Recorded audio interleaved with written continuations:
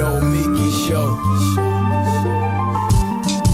We clash momentarily for class solidarity. Cash circulating, give the masses back its currency. Greed from elites, oligarchs stay fed. Deep state, fake fed. Everybody break bread. Racism, homophobia, sexism, religion in this melting pot we live in. Time to build a new system. Unionize labor rights. Highlight the issue. Talking heads left is best. The saga continues. The Nomiki Show. Hello and welcome to the Nomiki Show. It is Friday, April 15th. I hope everybody is doing well, safe and healthy. And to those who are celebrating, happy Passover. All right. Well, and Good Friday also to other folks. I'm Greek Orthodox, so ours is next week. My family's Greek Orthodox, I should say. So I wanted to talk today a little bit about something that I know a lot of you ask about and are discussing online. And, you know, it has become in vogue for folks in the online world, especially with really well-known folks like Elon Musk contributing to this kind of behavior. And Donald Trump being one of the greatest advocates for online fighting. I think today I want to talk about when it is useful to engage and when it is not. And I say that because, you know, we're not in a campaign right now. We're not in a presidential campaign, I should say. There are plenty of campaigns out there. And simultaneously, there are union efforts all over. And there are fights happening offline that are very real, which we'll be discussing today, like the anti-union efforts that are being pushed, the union busting efforts on Starbucks workers and workers who are organizing all over the country. That's nothing new. It's just happening in a much more aggressive and open way. But something has happened. I don't know. Maybe it's because the presidential race is over, and maybe it's because media is just becoming more and more concentrated and controlled. Maybe it's because the algorithms are just becoming more and more distorted. It's like a self-fulfilling prophecy. If they're built a certain way, it's going to exponentially just exacerbate whatever inequalities or distribution of voices are being heard and the diversity of voices being heard. But I want to talk about like when it is useful to engage. I did an exercise, and I encourage folks to do this if you're an introspective kind of person. I did an exercise where I was just reflecting on, the last decade of my life. Since I was 28, what have I done, accomplished? What were my goals? What did I miss? What's been on my list that I haven't really tried to focus on? And there's a lot on both sides. I moved to New York over a decade ago at this point, and my goal was to get engaged in political media and more activism. I felt at that time there were not a lot of left voices in the media, and I was working in organizing and advocacy, and it didn't feel like there was representation of especially millennials. And somehow I found my way into media. It was hard work. It was a very, dog-eat-dog world. It's New York media world. And that happened. But it was never like my end goal. And I say that because I sometimes wonder why certain folks are in the media. Are you there to help spread something that's really, as a spokesperson for a fight? And sometimes you do have to go head to head with bad guys like, oligarchs and Republicans. Sometimes it's not useful to do that, especially if your voice is not going to be heard by the right people. Sometimes, I just wonder why people are in it. Are you in it for the ego, for the money? Because if you're in it for the ego, you're going to change your values left and right. And when are you being constructive? I think that there's a group of people in the online independent media space, some of whom came from establishment media and were essentially pushed out because they were too independent and left, or non-corporate is another way of saying it. Some are still kind of in both spaces and trying to balance them. And then there's a lot of people who just took a risk and went fully online, like Cenk Uygur, and his story, if you haven't seen the documentary on him, is pretty powerful. And we forget. I think a lot of people have short-term memories and forget that just a couple of years ago, this space was nowhere near what it is now. And because it's so strong and because the left movement is growing, there are more folks who are focused on either capitalizing off of it and or dividing it. And those two things can be true at the same time, whether it's intentionally divide or unintentionally divide. So I know there's a group of people who are using this platform because they really believe in the issues that they're fighting for, and they want to educate and platform more folks who don't have a voice. Otherwise, they would just be at MSNBC or CNN or Fox News or working on the Trump campaign even. I mean, we've seen a lot of folks go full circle. But I ask you as like viewers to also, when you watch folks, say like, why are they doing it? Are they doing it for the money? Are they doing it for the fame? Is it the short-term, the adrenaline? Is it something much more nefarious? I mean, all these things can be true too. I know I'm doing this. I mean, if it was for the money, I wouldn't be doing it right now. I'll tell you that. I've been in really interesting, media landscapes, and I've seen when people suddenly turn from doing it for advocacy to doing it for fame and turn on their values.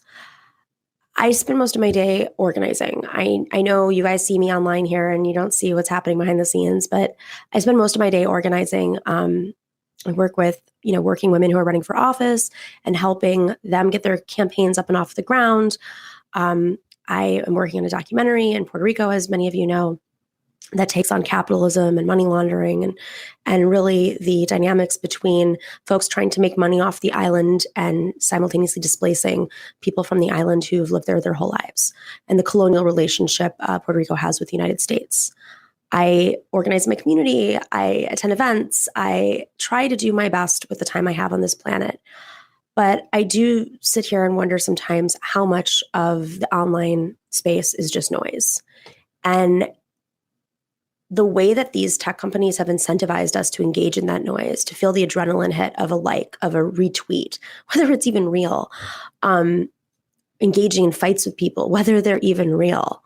There's an addiction, there's an adrenaline, and sometimes there's a negative aspect, consequence to it. There's smearing, there's attacks. Women and people of color are attacked way more online than I think folks are even aware, and that takes a toll on you after a while. By design, maybe not. Maybe it's just the algorithm, perpetuating it because a certain group of folks have always had an upper hand, and that inequality just stretches. And we saw what happened with Gamergate. I mean, Gamergate was some of the origins of this, and Gamergate, Steve Bannon, I know I talk about him a lot, was a big part of using that as a model to push Trump's ideas, which are built off of misogyny and racism. So I talk about this today because, I sometimes open up my Twitter and I wonder, like, what planet are we on? Because if you are actually organizing on the ground, sometimes this stuff does overlap, but sometimes it doesn't. Sometimes folks who are organizing on the ground think that they need to be in the media online, but really, like, a lot of the media online is pushed by bots. I mean, seriously. Elon Musk, was a story about Elon Musk today or the other day about how much of his online empire was boosted by bots. I know I had bots boosting me that I didn't even know until they turned on me because I didn't side with their, pro-Russia stances. I have no doubt that they probably supported some of the things about the Democratic Party when I was fighting them to reform them. So I guess the question I just want to leave you with today is how much of this is productive and how much of it is not. I am so grateful to our audience who has stuck with us throughout this entire process and believes in the work of those we put on air and the topics we talk about, and how to get there and how to organize and how to turn this conversation into real life work. Because at the end of the day, we just have to organize. That's it. We just have to real life organize. Media can be a tool, but it is not the end goal in my mind. So I am really grateful to everybody. I've been thinking about this a lot the last few days, especially since Elon Musk has talked about taking over Twitter. and reforming it, but I don't even know what that means. Like, what does that mean? Getting more right-wing voices on there, not shutting down his bot accounts. I really have no idea. And these are the kinds of public conversations we need to have, because so much of our public conversation is being driven by things that we do not have information about. We do not have access to the algorithm. It is not transparent. A bunch of people trying to make money off of public discourse are dictating the terms of our public discourse. Simultaneously, they're pushing certain items. We know about, shadow ban. Bella Hadid posted on Instagram today that she's been shadow banned when she was talking about Palestine. This is beyond crisis at this point. And I think, for all of us just to sit here and think to ourselves, keep supporting independent media, keep supporting in whatever way you can, because that's really how we break through the noise. And of course, keep organizing on the ground. The Nomiki Show. The Nomiki Show. We have an incredible show today. It is Femme Friday, April 15th, and we are going to be talking about recycling, the false promise of plastic recycling. This is a fascinating article which is featured in The Atlantic. We're going to be joined by Ula Chrobak right after the break. And then right after that, Hannah Faris is going to join us to discuss all that union busting that's happening in Starbucks land. That's what I'm going to say. Starbucks land across the country, how workers are facing down one of the most intense union busting campaigns in decades. We will be right back after this short break.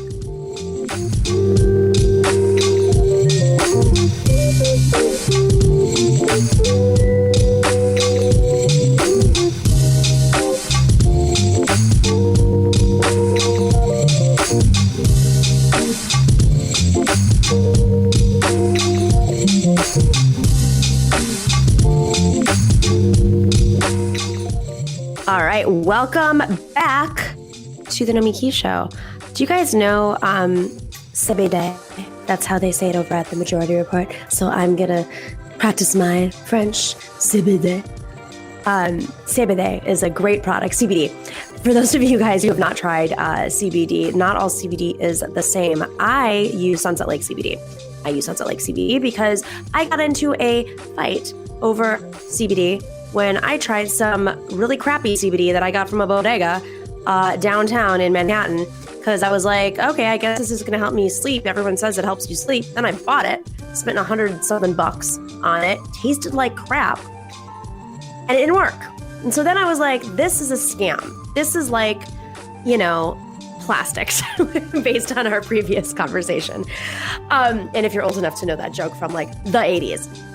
So I got in a big fight over this, and Sam Cedar was like, no, you got to try Sunset Lake CBD. Okay, fine. I'll try Sunset Lake CBD. And I started with the gummy bears, which are on screen right now. And Jesus Christ, those things, excuse my language, those things put me into the deepest sleep ever. And they were also delicious and addictive. And then I was hooked.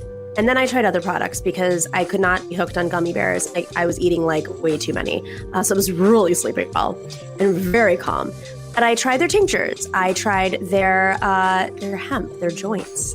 I tried, is it called hemp? I don't know what they call it. Hash? Hemp? I don't know. Flour. Hemp flour. Yeah, that's what it's called. A hemp flour and a keef. Yes, I tried some of those. And then I tried the fudge. And then I tried the coffee, which was really interesting because I need coffee to focus, but then I start getting really jittery halfway through the day. But their coffee chilled me out and yet kept me focused and alert. I don't know what they're doing over there, but Sunset Lake CBD has figured it out. Maybe it's the good juju they put in because they have a farm. It was Ben and Jerry's farm in Vermont. They flipped it. They turned it into their own farm. They're bringing in, they're enhancing the rural community. And you, by supporting them, are doing so too. The majority of their workers own the company. Like what? How does that happen? And on top of all that, their minimum wage is $15 an hour. That's just their minimum wage. They support media like our show. They support the Majority Report, and they support the David Pakman Show. We obviously do not do a lot of ads on this show. So when I believe in something, I believe in it. I'm only going to back good quality companies with good quality products that are part of our ecosystem, our left ecosystem. You too can support a great company because that's, I guess, what we have to do in this day and age to fight against the big industries. Go check out sunsetlakecbd.com. And if you type in the code NOMI, you will get 20% off of your order. They also there's a 420 sale happening. Let me take a look at this. This is what I was checking out. 40% off of smokables, 30% off of the rest. And then if you type in NOMI, you'll get that percentage off. I don't know how it all works together, but I know it'll be a discount. The sale runs from the 13th to the 24th. It is a 420 sale. Go check out sunsetlakecbd.com, type in NOMI, and then check out the sale. And go check them out on Instagram. They have a really beautiful Instagram account. Like, wow, it's really stunning. They show how they make some products. It's pretty cool. Whipping up the tinctures. That's how they make the tinctures? That's incredible. Go check that out. February 3rd, their post. They show how they make the tinctures. I guess I can just show you through the screen for those who are watching. If you're on YouTube, you can see what's happening. That's pretty cool, right? Yeah. All right. Go check out sunsetlakecbd.com. We will be right back after the short break.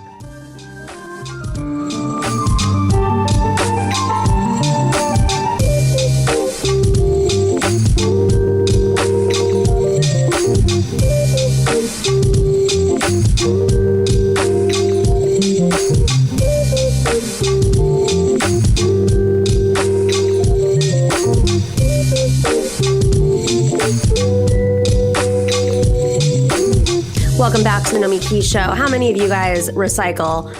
I think a lot of folks know that recycling was a little bit of a strategy at one point, but still feel guilty and want to recycle, especially, I don't know how much of the recycling ends up in the oceans or doesn't, but there's definitely a crisis of consumption around the world and especially in our country, but it definitely gets more complicated. In the Atlantic, an article was written titled "The False Promise of Plastic Recycling." A French company has a new solution for the plastic problem. Not everyone is buying it. Ula Chrobak is joining us today to talk about this. This was originally published also in Undark. Excuse me, that's where it was originally published, but also appeared in the Atlantic.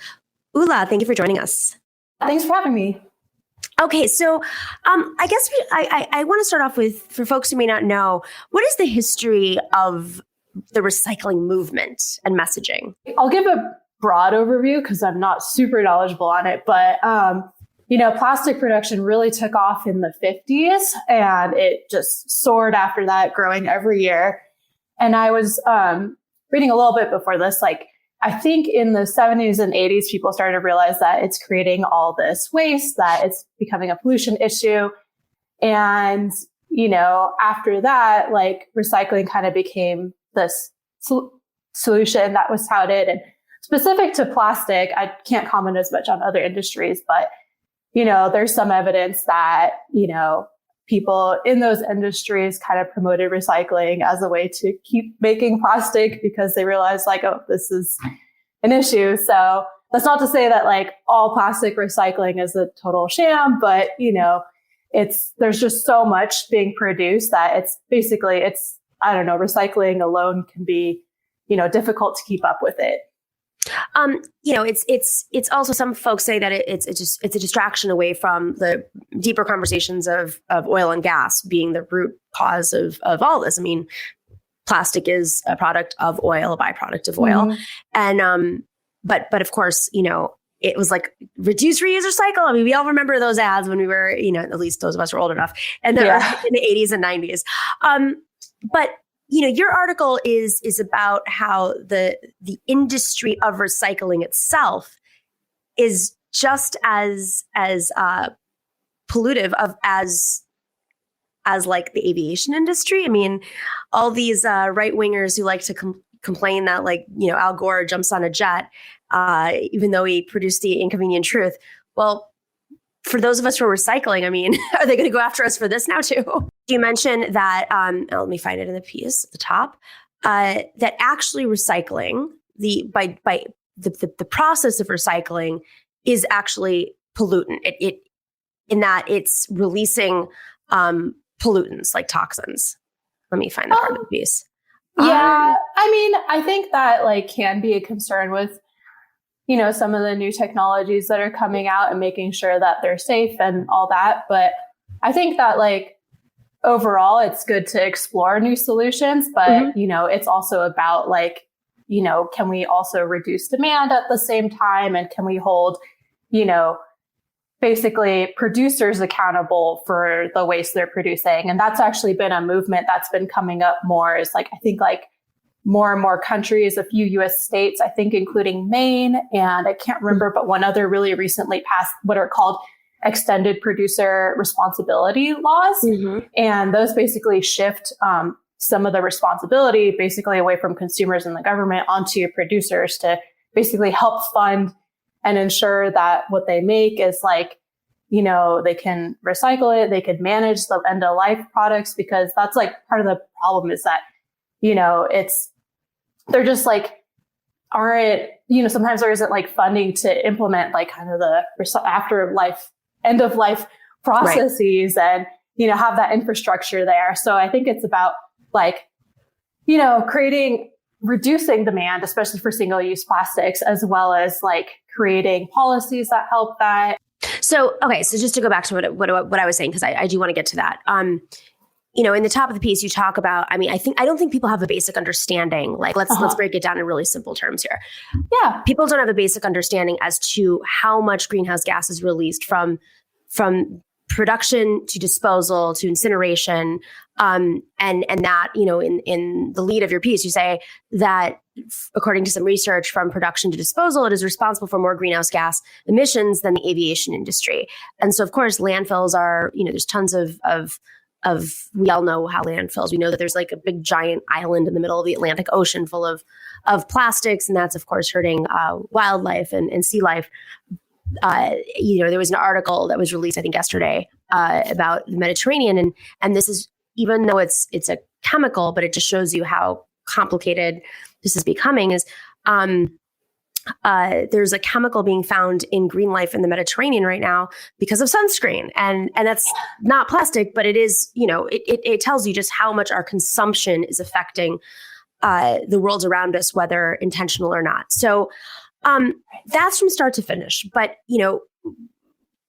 it is good, obviously, that folks are, trying to not use single-use plastics. But as you said, it's companies that really need to take this on. So what are some of the solutions that are being presented? Yeah. So conventionally, when, you take and I'll focus on PET, which is the number one label on a plastic bottle. So conventionally, when you put that in a bin, and if it, does make it to recycler, because some of it doesn't, and, depending on where you are and how good they are at sorting and et cetera, it's complicated. But, if it does make it to recycler, the conventional process is, you basically, you heat it down, you melt it, and ideally it becomes like another plastic bottle. But some of the difficulties with that, even if we got really, really good, only 3 in 10 plastic bottles right now do get recycled in the US. So even with all these curbside collection systems, we're not doing a great job. And, a lot of the rest is going on and, being sent overseas, like being incinerated or ending up, in all the oceans and everything, you're describing. So, but the stuff that does make it to recyclers, like, what happens is it's not the same quality that after it's recycled, the chemical structure is more brittle.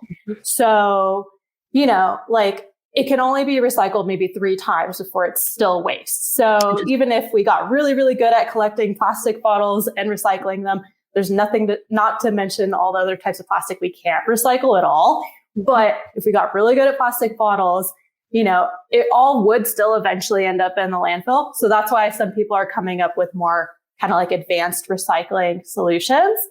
And one of them, the one I focused on in the story that's really intriguing is like, I think maybe some of you have seen, like, there's been quite a few headlines about like, oh, we found this microbe in this landfill that can break down plastic. And essentially like, researchers have been like kind of developing, enzyme-based technologies based on those findings. And like this company, Carbia, say took an enzyme that was originally found in decomposing leaves, and they made it so that, basically it's more like, more efficient at decomposing PET. And so they've created this process that, you can put it all in this big reactor and add your enzymes in. And after 10 hours, I think, like more than 90% is recycled into, and this is the kickers, because it doesn't become more brittle. Instead, it takes like the PET and breaks apart these two like main components into like their building blocks. And then you could take those building blocks and use it. So basically it's like good as new when you use those building blocks again. So when people talk about like enzymatic recycling, it's this promise of being able to take plastic and recycle it so that it actually is good as new. Because right now our existing technologies aren't able to do that. So when you say as good as new, what do you mean by that? So it has the same, with this sort of like advanced recycling, it has the same kind of chemical like quality, like it's structurally the same as virgin plastic, which is produced, using more oil. So the promise is that we could be able to recycle indefinitely without having to mine more oil. Got it. Because just to be clear, when you're doing like thermomechanical recycling, it's still creating the same amount of waste, right? Yeah, eventually. Yeah. Especially, even if you do recycle it, like eventually stuff gets so brittle that, it's just landfill bound or worse. And then when, in a few minutes ago, you mentioned that only 1 out of 3 pieces of plastic that you put into recycling make it. Why is that? I think, that's a good question. I mean, I think that there's, collection issues, and probably being able to get it to recycler. And then sometimes I know in the US, a big issue is that our recycling's so mixed and we put a lot of low quality materials in it that, it can be really expensive to sort out the good stuff. And we just ship it away and have some other country deal with it. So it's I think the problem is that we don't have very good collection systems. And then, a lot of people also do what people in the industry call wish cycling, where, you just put things that you hope are recyclable in the bin. Oh, I do that all the time. And, and it makes it so the collection stream is really difficult. And then there's also issues with markets and being able to sell that recycled, PET. And a lot of times, virgin PET is just cheaper. Mm-hmm. So it's companies are just kind of making virgin bottles because that's cheaper. So it's it's an issue of markets and as well as being able to sort that, the valuable material away from lots and lots of not valuable material. Well, I mean, it's so fascinating because, you also have different standards, not just based on your state, but on your city. What is recyclable in your city? And it's very complicated. If you're going to think of one way to, one solution, for instance, we're all thinking what can we do about this? There's a supply chain issue here, clearly. And if the US had set some sort of policies, even if a state did, and made it, a little bit, New York's different than Buffalo and in Albany. And there's many parts of this country where you can't recycle. But if we had some sort of standards, even state by state, it could improve the process quite a bit. But the other aspect of this, in New York, you can throw anything into recycling. I love that because then I don't have to sort through things. But because it used to be if it was a recycling number 3 or a 4 or whatever it was in the bottom, that they would always send you those breakdowns. But it's not like that in New York. You just throw whatever in, as long as you think it's recycling. Can you explain more of this shipping? I've read about it and seen visuals of it, but tell us about this industry of shipping plastics overseas for sorting. Yeah, I'm not super knowledgeable about it, but just the general overview, I think, is that we produce all this waste and we have a really messy recycling stream, like I mentioned earlier, that, it's just expensive to sort through. And, I think for a long time, like the US was sending a lot of its like recycling over to China. And then eventually, China was like, we can't handle this. Like it's, they just like ended it. And then they started sending it to other countries, and yeah, I mean, at the end of the day, sometimes a lot of it does end up just being burned in big piles. I think in like Indonesia, that's an issue. And when you burn plastic, that releases dioxins, which are cancer causing chemicals. So when you have this huge mess of like, this very complex and messy recycling stream, sometimes that does happen, but I can't break it down specifically how much goes where, but it's just like, I just know it's an issue. And there's also like a labor force aspect of this too. It's lower cost labor to send it overseas. And we have these incredible trade deals that obviously make that even more doable. All right. So going back to this potential solution based on enzymatic recycling, how likely is this to work? What's sort of the vibe around it right now? Yeah. The vibe is that I think that independent experts are like, this is promising and it's like good for things that we, for certain sectors of the recycling industry, it can help. And there's some issues of like, because we talked earlier, like a lot of recycling, the problem is that the recycled material is more expensive than making it virgin. And it's still the problem here. Where like the recycled PET that's made through enzymatic recycling is still more expensive than virgin PET. So some people are optimistic because all these companies are making these pledges. And if they want to make good on their climate pledges, maybe they'll start buying more of it. But, that kind of remains to be seen. But, hopefully, they can get those costs. If they can get those costs down, then it could be a viable solution. And, but I think it's important to remember that, some of those advanced recycling processes, they're only focused on PET, which is that number one plastic on your bottles. And they might be able to open up to a couple other types of plastic, but, they probably won't ever be able to handle like all the different types of plastic out there. And that's one of the really big problems with plastic is that there's just like so many different materials that are under the umbrella of plastic. And some of them are really complex and hard to recycle. And if you can recycle it, nobody wants it because it's like, again, it's just like expensive. Like, for example, styrofoam, I think it's like technically possible to recycle it, but no one's ever going to buy it. It's usually contaminated with food. And, experts I've talked to have just said like, it's probably better to just stop making it. So, which has happened, right? There's been quite a bit of there have been styrofoam bans in some places, right? And I think that's like a recognition, like of that recycling issue, as well as like there's also chemical concerns around it as well too. So, so I think like the big picture is that like some of the advanced recycling solutions, like that can be part of it. But, experts I've talked to have said that it's kind of like this all of the above approach where we, need to reduce demand like for plastic consumption. And that can be like reducing the amount of single use plastics out there. Of course, like there are always going to be uses for plastics. They're very important to our society, but there's a lot of ways to reduce that demand. And then, shifting the responsibility to the producers will also be, I think, a big one. Like countries that have implemented those policies, those extended producer responsibility policies, they have seen recycling rates go up and get better. And they've gotten better at collecting all those bottles and the things we can recycle. I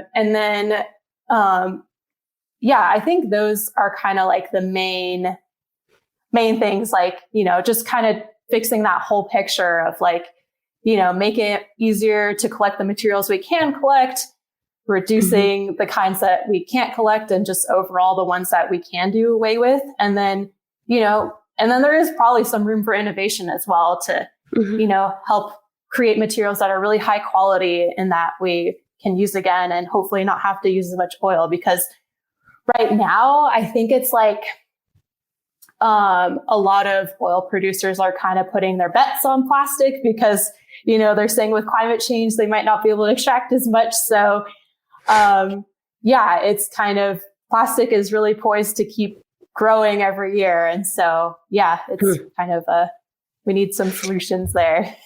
And these companies that have pledged to use recycled material, were they pledging that because they were pushed to through government regulations, or is it just like, great company practices? We'll get off of this in like 2090. I think that it's sort of like, I think that I think in places like the European Union, there's strengthening regulations and companies are seeing that it's going to be an issue. So in some cases, they're kind of getting ahead of it and being like, oh, by 2050, we're going to use like this percent of recycled materials and stuff. So, I think it's like partly kind of like trying to get ahead of some of those regulations and then, try to show that they're doing something. But, all of these pledges are really new. So it's hard to say if anything's happening or, how things are moving. But yeah. Well, it's super fascinating. We should be paying way more attention to this. Everything from oil companies not being able to extract more oil because of climate change themselves, like they're reaping the effects of climate change by creating climate change issues, to just like the supply chain issues, to how really we are recycling.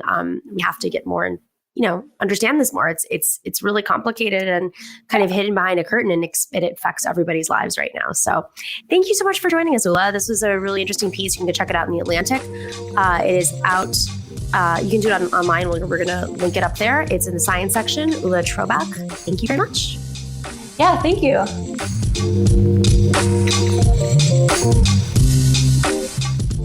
All right, we will be right back with Hannah Faris.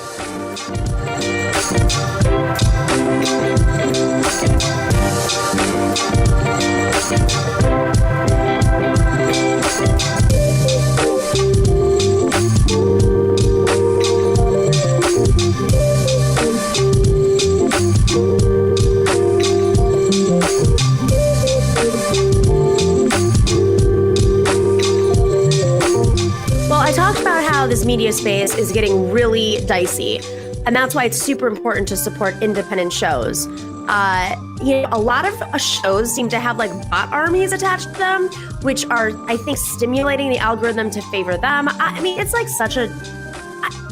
I wish I didn't know a little bit about this. Unfortunately, a lot of people have sent me information about this space and just how technology and these algorithms is being used to push certain narratives. We've had guests on who are on education boards, school boards, who are being targeted by bots. It is like intimidation tactics used with trying to push an algorithm in a certain direction and push audiences away. It's not pretty. It's actually just old school fascism, but like in the digital age. So, what fights fascism? Organizing and supporting like-minded people. We are really grateful to have a great community on Patreon who loves and appreciates the work that we're doing, the guests that we have on the show, and we love them right back. If you are not already a patron, please join us on patreon.com/The Nomiki Show. You can also get some swag, some merch on there as well. I got a message today from someone saying that they're drinking their morning coffee out of their coffee mug. Pretty cool.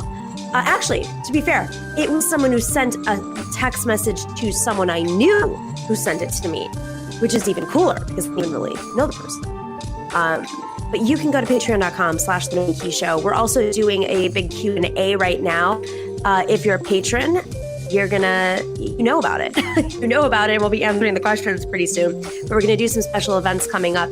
Patreon.com/The Nomiki Show. And if you're not already, please subscribe on all of your platforms. It doesn't cost anything. Go subscribe on YouTube, Twitch. Follow us on Twitter. Follow us on Facebook. Every single podcast platform out there we are on now. I know because I'm getting messages now in weird places, and I'm like, what is this platform? I've never heard of Google. Like all these tech companies, they don't have any vowels. That's what the tech companies, they have no vowels. So you can subscribe to us on Google, and you can subscribe to us on Patreon. and on YouTube and Twitch and I'm sure something else like Apple Podcasts and the other platforms. All right, we'll be right back after this short break.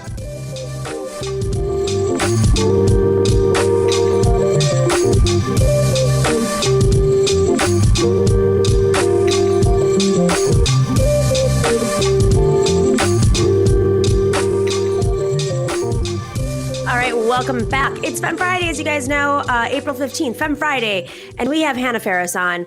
Hannah is a multimedia journalist based out of Chicago, reporting acts across the U.S. I cannot read right now. Reporting across the U.S.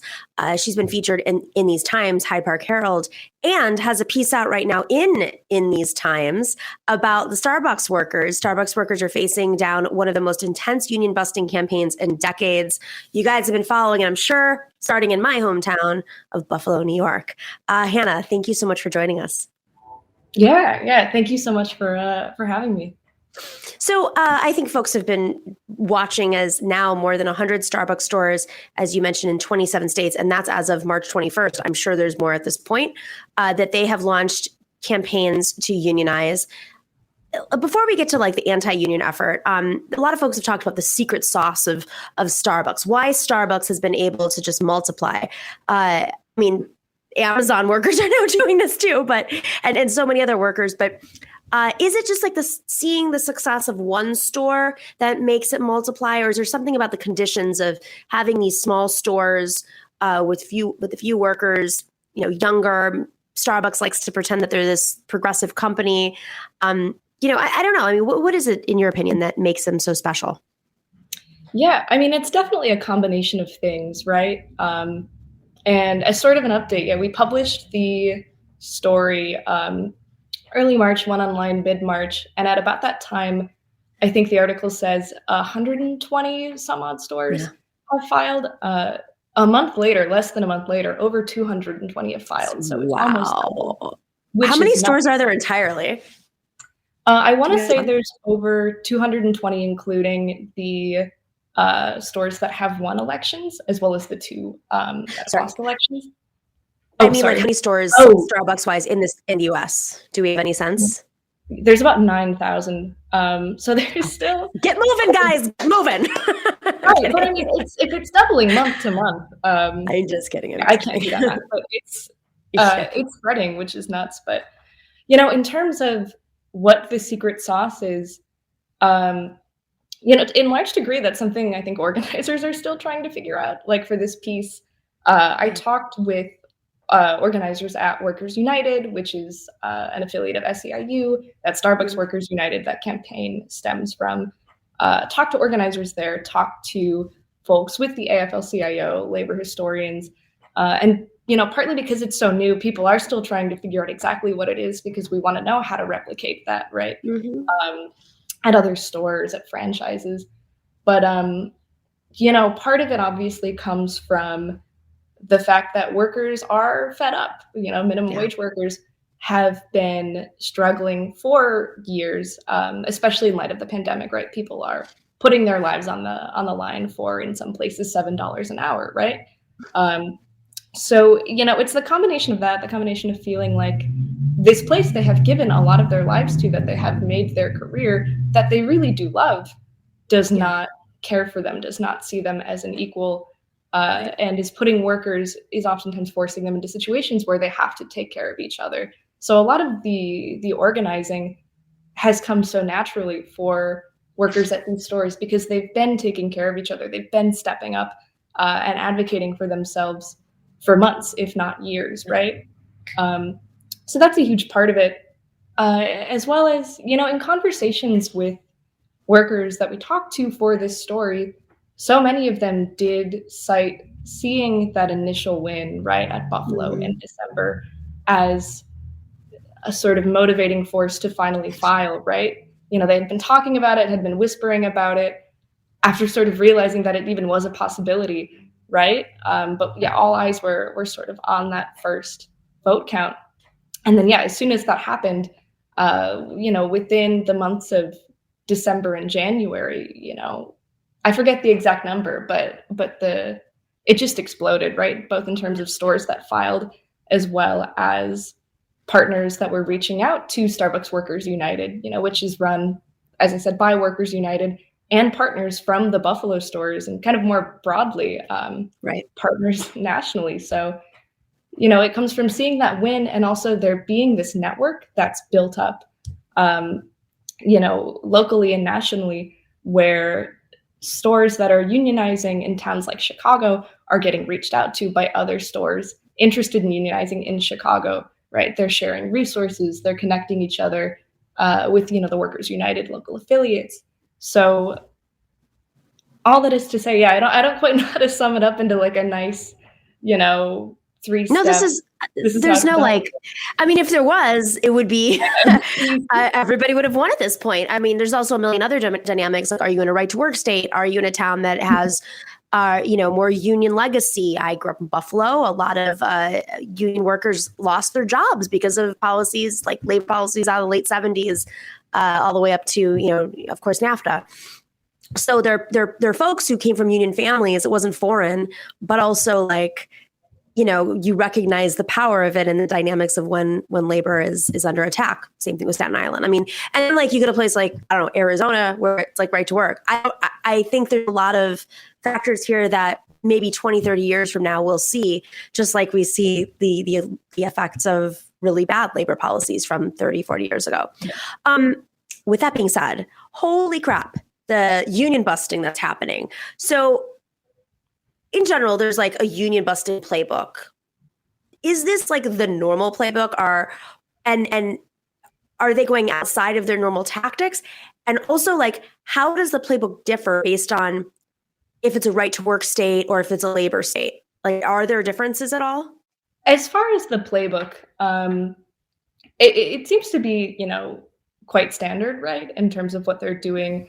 The big things being, forcing workers to go through an NLRB election, right, is the first step in a union busting playbook, right? Knowing that process. Wait, why is that? I'm sorry to stop you. Why?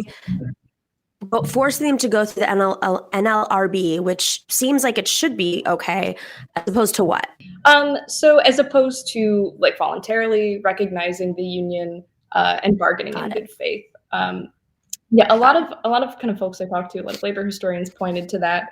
Primarily because if you look at something like a card check, right, where workers are signing union cards, you'd think if, 80, 90% of workers signed the petition saying they wanted to unionize, that should be proof enough to bargain in good faith, right, to recognize that, yes, there is overwhelming support for the union.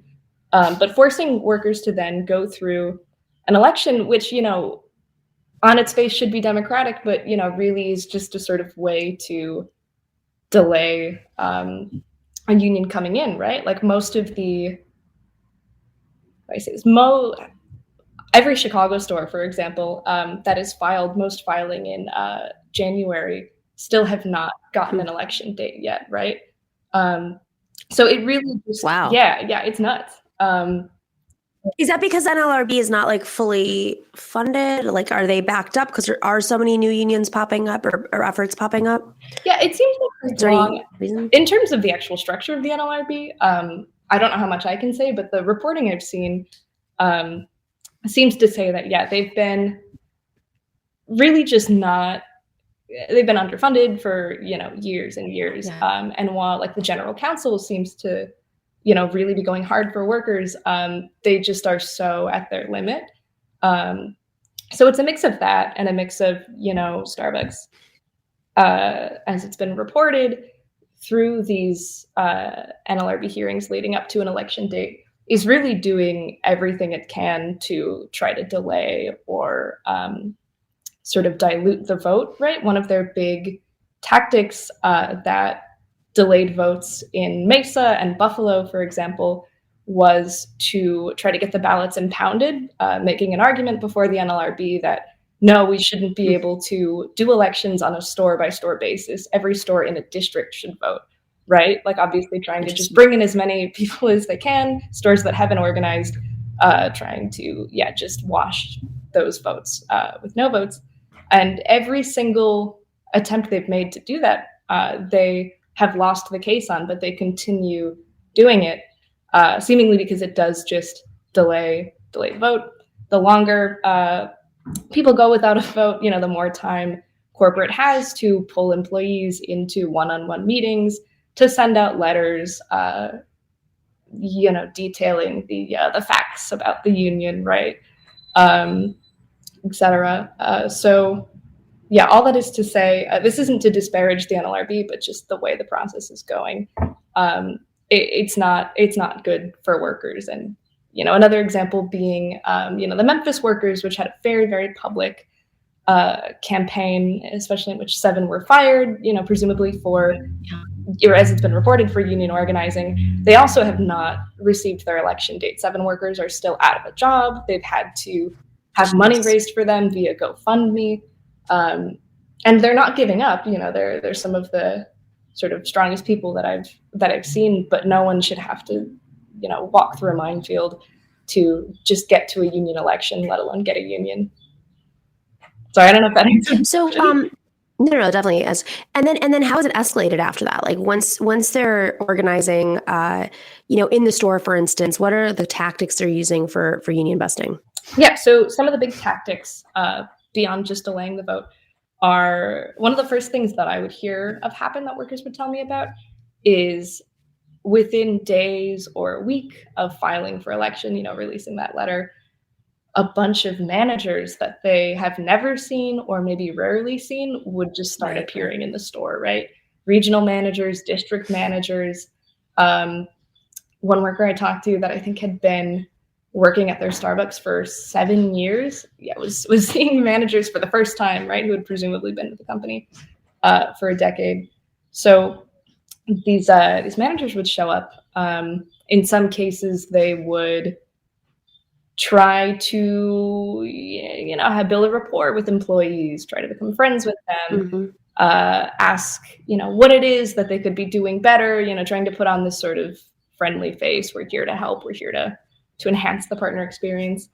In other cases, some would just, per what employees told me, some would just sit in the lobby all day at a table facing the counter, just watching people. And the common thread I heard, we talked to, over a dozen baristas, across the country. The most common thing I heard is that everyone felt like they were being, like they were under surveillance, right? So that is usually the first tactic.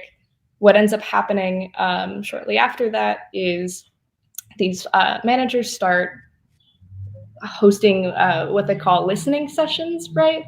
To hear employee grievances, try to make the workplace better, and then ultimately, share facts about the union, as they call it. In these cases, it's either been, one-on-one, manager pulls an employee onto the floor, often during the workday, in some cases in the middle of a very busy workday. In this one case, this worker in Eugene told me about, management were pulling staff off the floor during some of the busiest times of the day, rush hours, right? Pulling them into these meetings where, while they wouldn't explicitly say this, they would essentially imply, nothing is guaranteed in a union contract. These benefits that you rely on, these wages that you feed your family with, they could be gone, you could lose your health care, you could lose your college tuition, which are things that Starbucks offers.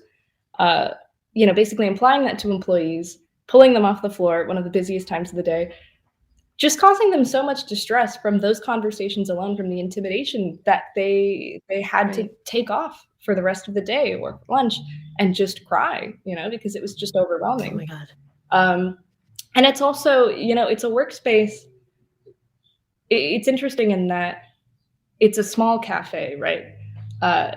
So beyond just the surveillance that workers would talk about, where management would watch them at the counter, they have very little private space. They have very little space to actually take a break, talk about what's been going on, and actually organize. So they are just constantly, between just the stress of the job itself and the undue burden distress management is putting on them, they really have no escape and are just having to deal with this day in and day out.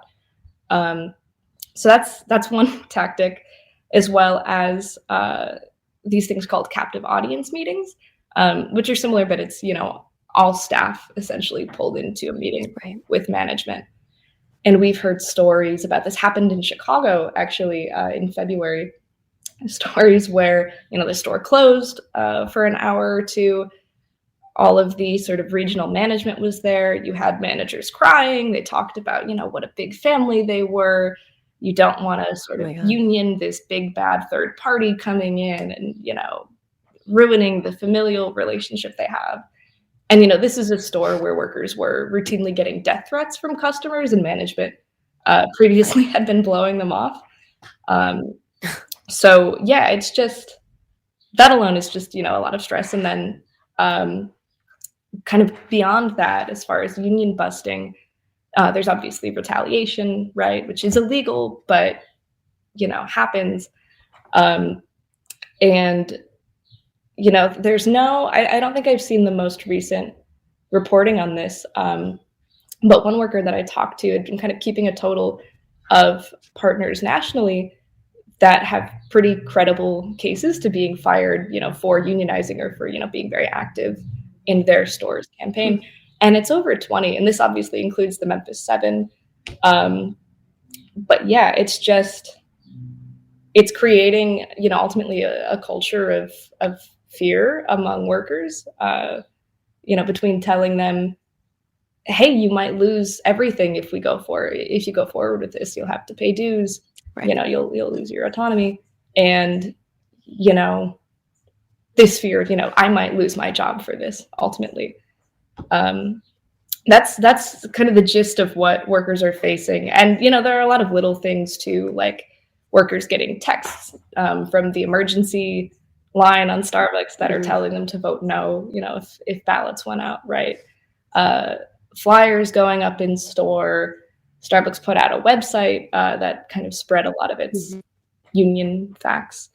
The whole gamut of things, there's And Howard Schultz, of course, also putting his foot in his mouth every 5 seconds, thinking that he's like, that's so amazing. Is like the board of Starbucks thinks, oh, this is the guy who has put his foot in his mouth quite a few times and being completely disconnected. The guy who ran for president. It thinks that, the board is like, that's who is going to speak to these workers. And he's messed up multiple times, and they still are like, nope, we're gonna keep him. Yeah, you would think after he invoked the Holocaust in his speech to workers, that would be enough to go, oh, maybe this guy isn't like the best orator, but no, he's there.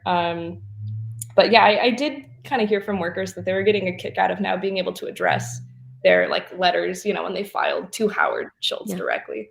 It's amazing. Yeah, so that was.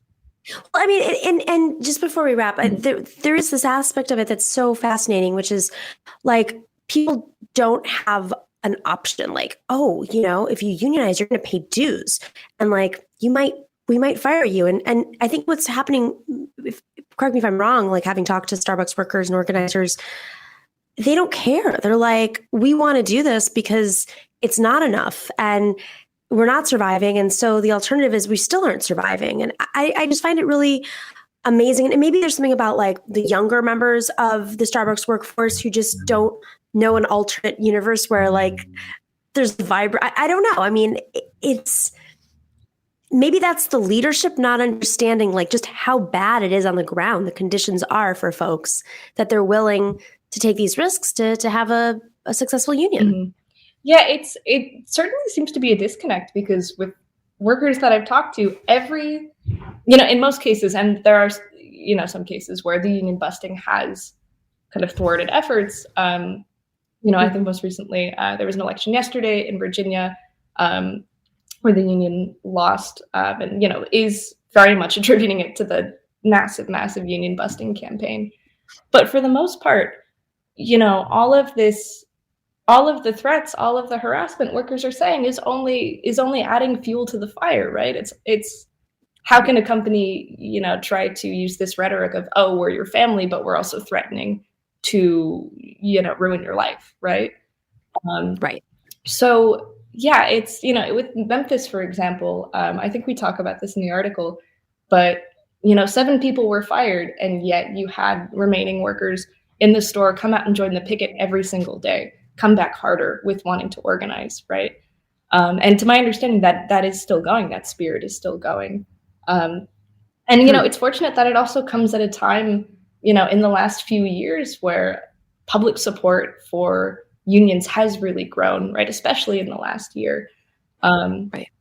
And especially among young people, which is something I never expected would happen. I always hoped would. But it's just really exciting to see. And as workers and organizers told me, the thing that, people believe will, keep the fire kind of going within workers and put pressure on Starbucks to stop union busting is public support and public attention. Doing as much as you can in your town, community, wherever Starbucks is unionizing, to support those workers. So go, if you do live in a town where there's Starbucks and you do go to Starbucks, just show your support. Send them a little note, like at the cash cash register. When they ask you for your name, be like supporting a union or whatever, Union strong. Give them a big tip. Exactly. I really liked it. Exactly. All right. Well, I'm very grateful to you. Thank you for writing about this and keeping us, informed. 200 plus union efforts around the country, only 8,750 to go. We can do it, but it's exponential. I mean, like you said, it's doubling every month. So this is at this rate, and there's a point where they just can't bust that many at once. So Workers United. You know the line. Hannah Faris, thank you so much. Go check out Hannah's Times. It's from March, but it's still relevant. Super interesting. And we'll be we'll just keep covering this because we've been doing it since the beginning. So thank you very much, Hannah. Yeah, no problem. Thank you so much.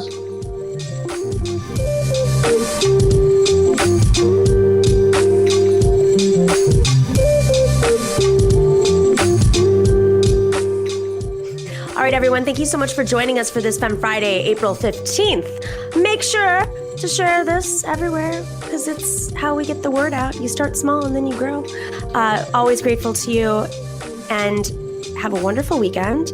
For those who are celebrating or it's your religious weekend, there's so many different ways of saying things, so I'm just like, happy whatever religion you're practicing. That's what I'm going to leave it at. And if you don't practice, enjoy your weekend. Hopefully you have a weekend because we are in the United States, and so not everybody has a weekend, unfortunately. But remember who brought you the weekend. It is unions. So stay in solidarity, and we'll see you on Monday. Tuesday. We'll see you on Tuesday. The Nomiki Show. Clash momentarily for class solidarity. Cash circulating, give the masses back its currency. Greed from elites, oligarchs stay fed. Deep state, fake fed, everybody break bread. Racism, homophobia, sexism, religion in this melting pot we live in. Time to build a new system, unionize labor rights. Highlight the issue, talking heads left is best. The saga continues. The Nomiki Show.